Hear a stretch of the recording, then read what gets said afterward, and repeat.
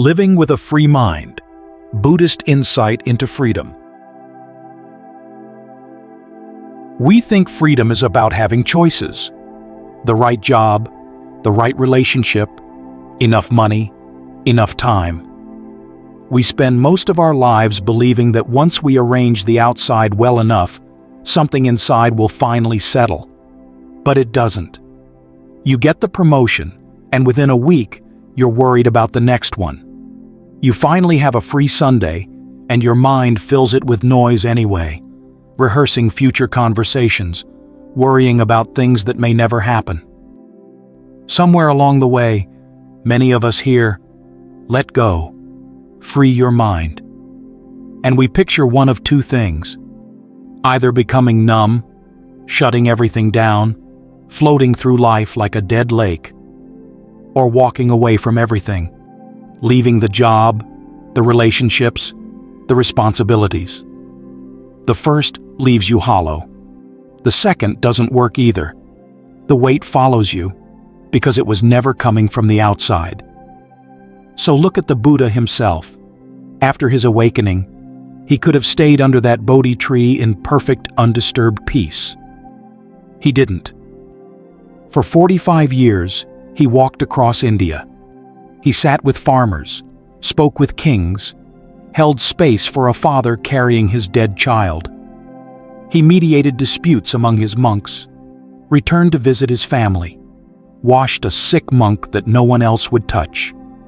45 years of walking, listening, teaching, caring. That is a free mind, not removed from life, but moved by it, fully present inside it, and yet not imprisoned by any of it.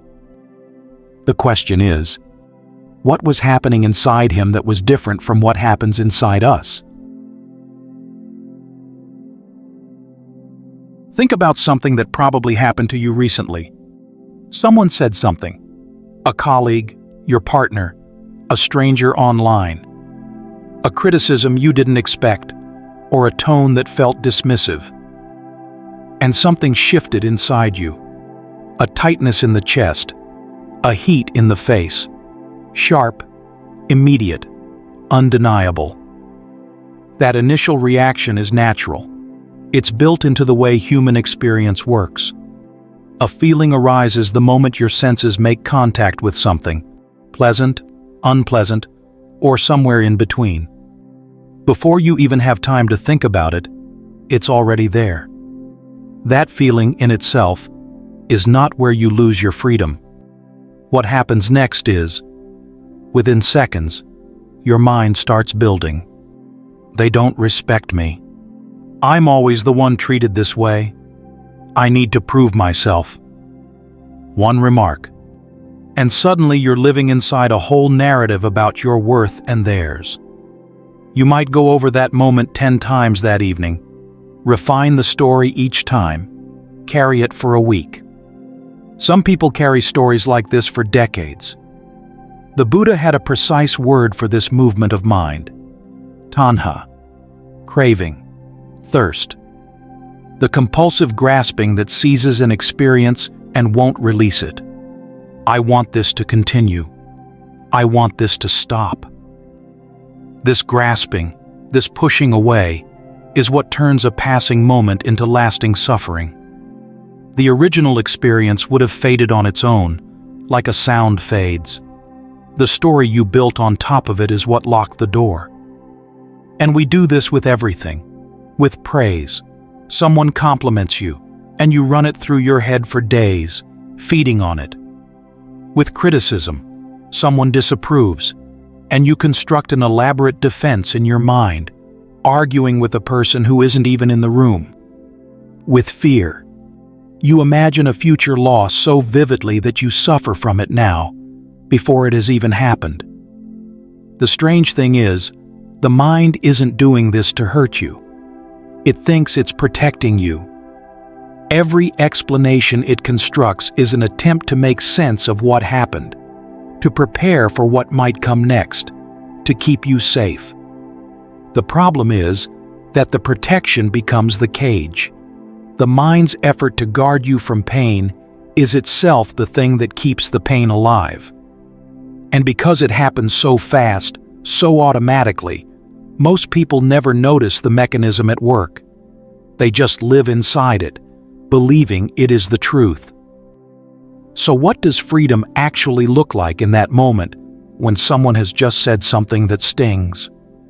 It looks like feeling the sting, fully, without pretending it isn't there, and not writing the next 10 chapters of the story. It's the space between what arose and what you do with it. The reaction still comes. It always will. But you're no longer dragged away by it before you even realize you've left. And this is the part most people misunderstand. They hear equanimity, upekkha, in Pali, and they picture coldness, a blank face, total detachment. But upekkha stands alongside metta, loving kindness, alongside karuna, compassion, alongside mudita, the ability to feel joy when others are happy. These are the 4 Brahma Viharas, the 4 highest states of the human heart. Equanimity isn't the absence of feeling. It's what happens when you love without playing favorites, feel compassion without drowning in it, rejoice without clinging.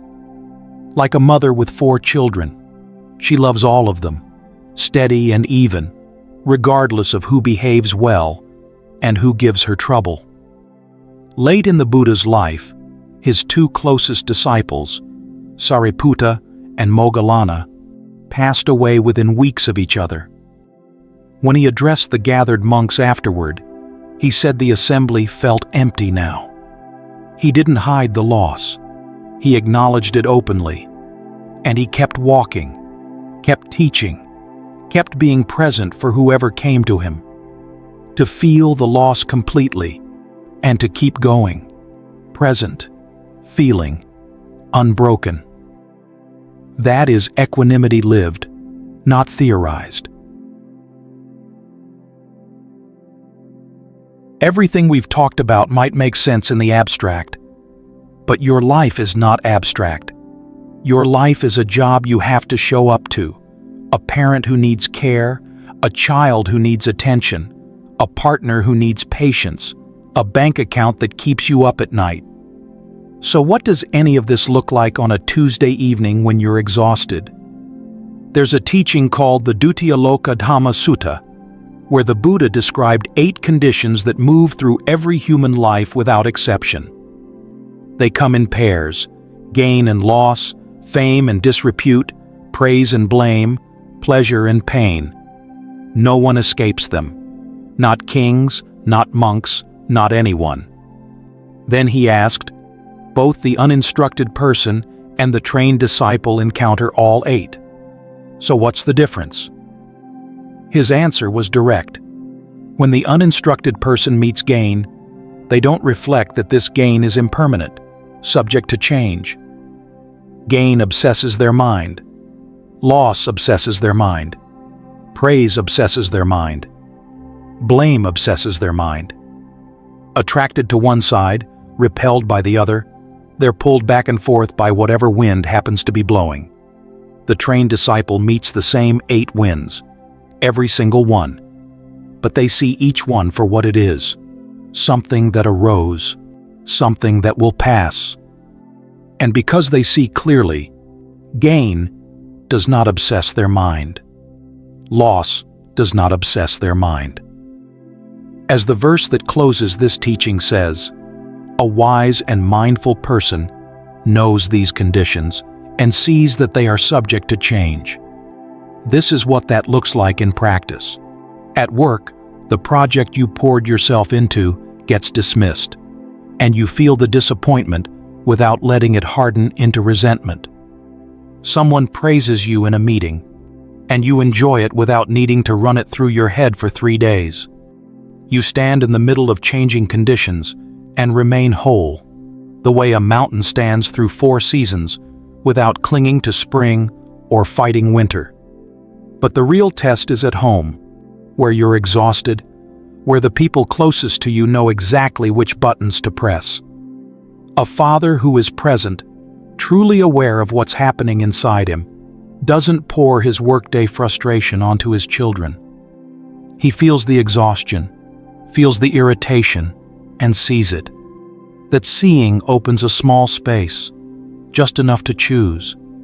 And that space, the first few times you find it, feels strange, almost uncomfortable, because your whole body is ready to react.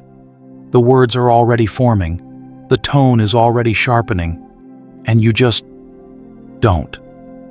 You hold still. You let the wave move through you instead of riding it into the next argument. It's not easy. It's not natural at first. But something in the room changes when you do it. Something your children feel before they could ever name it. None of this is dramatic. That's the thing people miss.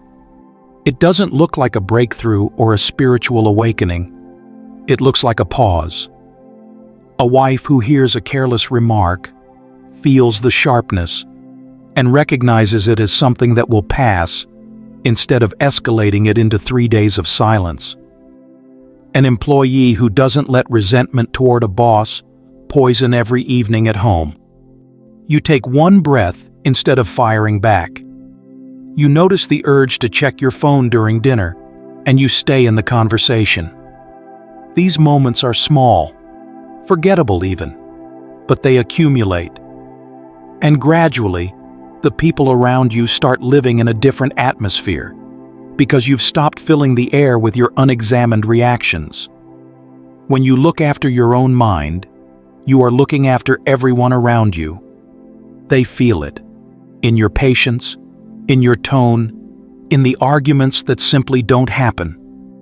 That is freedom practiced in a household, in the middle of noise, while problems are still unsolved and bills are still unpaid. And maybe, as the practice deepens, something begins to take shape. A mind that is quiet, not empty, but quiet.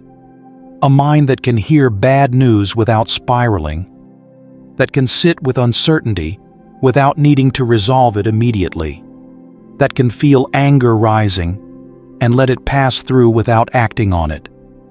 A mind that sees clearly, even when emotions are strong, that loves deeply without being enslaved by that love, that faces loss without being shattered, and meets joy without clinging to it.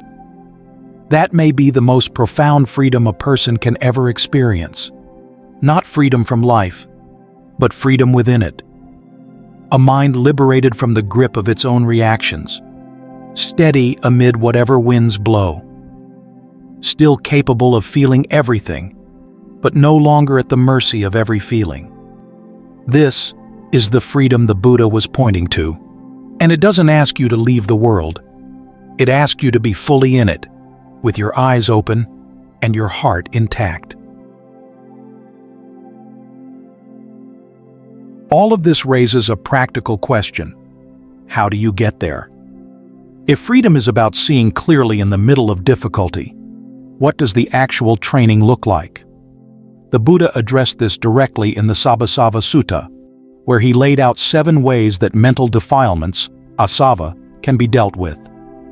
Each suited to a different situation: restraining the senses, enduring discomfort, avoiding what feeds your worst tendencies, actively developing qualities like mindfulness and equanimity. But the very first method he taught, the one he placed before all others, was abandoning by seeing. And this is worth sitting with, because it reframes the entire practice. The Buddha said, "The ending of the fermentations is for one who knows and sees, not for one who does not know and does not see."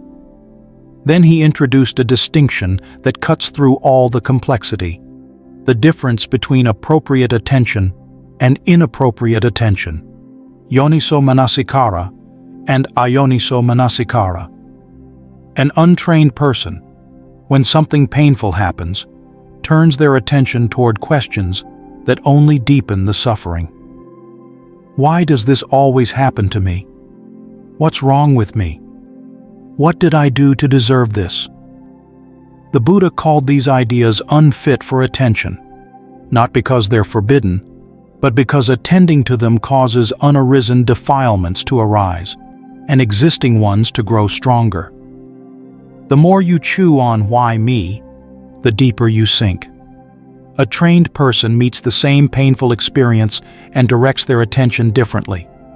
They attend to, this is suffering. This is how suffering originates. This is how suffering ceases. This is the way leading to its cessation. A shift in where the mind looks, away from the narrative, toward the structure of what is actually happening, away from why me, toward what feeds this. That shift, from what the mind is telling you to what is actually driving the experience, is what the Buddha meant by seeing. And it's the foundation everything else rests on. Every moment we've described, the pause before reacting, the breath taken instead of the word spoken, the argument that didn't happen, all of it begins here, the moment you see the mechanism instead of being run by it. What's remarkable about the Sabbasava Sutta is how practical it is. The Buddha wasn't describing one single technique for all situations. He recognized that different moments call for different responses. There are times when the right move is to restrain, to guard the senses, to step back before you get pulled in. Other moments ask for endurance, sitting with physical or emotional discomfort without needing to fix it or flee. In certain situations, the wisest thing is to avoid entirely, to stay away from people, places, or habits that reliably trigger your worst patterns. And there are seasons of life where the work is to develop, to actively cultivate the qualities that make clarity possible. Mindfulness, investigation, persistence, equanimity. But all of these rest on the first one. Without seeing, the others are just techniques performed in the dark. With seeing, with that clear, honest look at what is actually happening in your mind, every other method becomes purposeful. You're no longer fighting blindly. You know what you're working with. I need to say something honest. After everything we've talked about, equanimity, appropriate attention, the training of the mind, there's a risk it sounds too clean, like understanding it is the same as living it. Here's the truth. You are not the Buddha. Neither am I. None of us are arahants. There will be mornings when meditation leaves your mind beautifully still. Then 10 minutes of traffic erases every trace of it. There will be times when you understand completely that anger only burns the one who holds it, and someone touches the right wound, and you erupt anyway. There will be nights when you know that clinging causes suffering, and you cling regardless. You go over the same conversation in your head. You worry. You hold on. You project your child's struggles 20 years into the future, living through catastrophes that exist only in your imagination. That isn't hypocrisy. That is what it means to be a human being who hasn't completed the path. And the Buddha never asked you to stand somewhere else before you begin. He taught a path, Magga, because you haven't arrived yet. If you were already awake, you wouldn't need directions. This teaching doesn't demand perfection. It asks you to begin, right where you are, with every imperfection intact. Anger still visits. Each time you catch yourself mid-anger, this is anger, that noticing is already a kind of wisdom. You didn't stop it, but you saw it. And seeing it means you weren't entirely consumed. Craving still pulls at you. Each time you watch yourself reaching for approval, for certainty, for control, and you recognize the reaching, something has already shifted. And you will forget. You'll forget most of what resonated today. Life will pull you back in. Someone will say something, and the old narrative will start writing itself again. You'll lie awake at some point, tangled in thoughts you know aren't serving you. That isn't failure. That is the path. It's more like a spiral. You keep coming back to the same challenges, but each time you recognize them a little sooner, each time the old story holds you a little less long, and the moment you realize you've wandered, that moment of, "I lost it again," is itself the return. You come back, every time, the way you'd guide a child learning to walk, not with lectures about balance, but by offering your hand. Be that patient with yourself. The Buddha compared it to a lute string. Too tight and it snaps, too loose and it won't play. The practice asks for steady, gentle effort. And something does shift over time. It's hard to pinpoint when. But one day you notice that the same situation that used to ruin your entire week now only cost you an afternoon. A remark that would have kept you up for days now lands, hurts for an hour, and fades. You develop a familiarity with your own patterns. Ah, there it is again. And there's something almost tender about recognizing them. You know yourself better. You're less caught off guard by your own reactions. And in that knowing, a quiet kindness toward yourself begins to grow. Not because you've earned it, but because you've stopped demanding that you be something other than what you are. There's a verse in the Dhammapada, verse 80, that says it well. Farmers channel water to their fields. Fletchers straighten their arrows. Carpenters work the timber. And the wise tame themselves. Notice the images. A farmer guiding water doesn't force a river to reverse. He digs channels, adjusts, observes. Day after day, season after season. Working with your own mind is the same kind of work. Paying attention to where it goes, noticing when it's been pulled away, choosing to respond with awareness instead of habit. You don't need to climb a mountain for this, or wait until life calms down. Life doesn't calm down. There's always another wind blowing. The practice is how you meet the life that's already here. Every person hearing this is dealing with something. A worry that won't rest. A relationship that takes more than it gives. A grief that hasn't found its full shape yet. And some days the weight is enough to make you forget that anything else exists. I'm not going to tell you to put it down. That wouldn't be honest. What I'll say is this. You can carry all of it and still be aware that you're carrying it. That awareness, even a small flicker of it, even when everything else is heavy, changes something. It doesn't fix the situation, but it means you're no longer buried under it without knowing. You can see it. And a mind that can see clearly, even in difficulty, is a mind that is already free in the way that matters most. That has always been the beginning. And every step from there, even the smallest, even the ones that feel like nothing, is already the path.